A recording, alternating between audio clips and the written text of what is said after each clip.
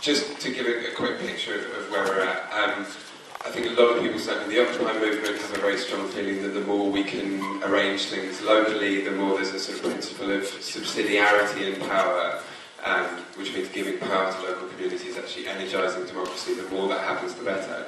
But clearly, many of the environmental problems the world is suffering at the moment are absolutely global problems. And they're not global problems in terms of being evenly spread. Obviously, the impacts of things like climate change are vastly, vastly worse for the poor and vulnerable, who also happen to be in the most geographically vulnerable areas as well. But so Rio 1992 was supposedly this kind of grandstand event where the world's leaders came together to come up with a framework for how we were going to solve the converging ecological crises that even then were very clearly a matter of great urgency. Lest we look 20 years on sort of with too much disappointment, it's very important to remember that back in 1992 many people were analysing both the course of the summit during the 2 weeks when so many world leaders were there and there was so much attention, and people were shouting very loudly about the fact that in terms of real substance that would actually commit the world's governments and, by extension, corporations to making systemic changes, the real black and white print wasn't there. You know, all the right noises were there about how we really cared about climate change, about biodiversity, about all the major issues that need to be dealt with. But there was never actually a firm framework for how that was going to be done.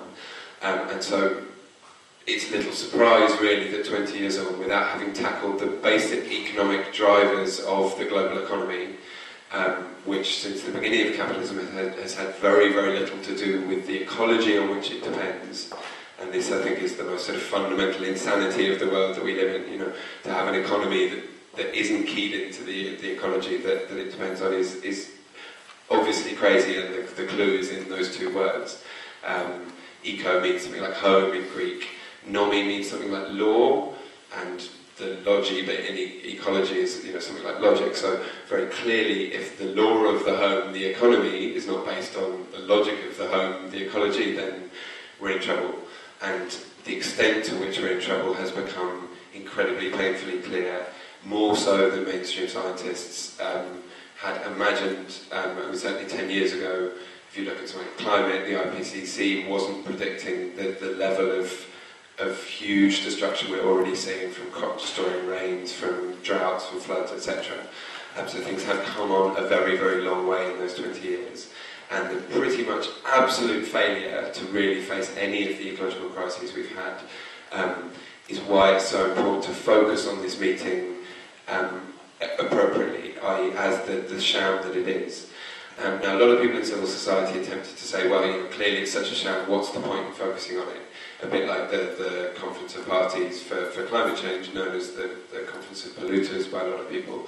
And for me, the answer to that is that, as I said at the beginning, these are global problems.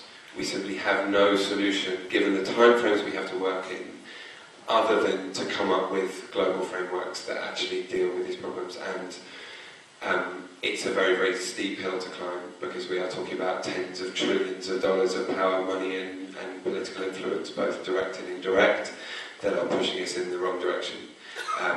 So to bring us to this event today, I think it is very, very important that the people that do really understand the kind of nitty-gritty of the problem, and how, for instance, the law works to perpetuate this kind of insane ecocidal system, all of that is really important.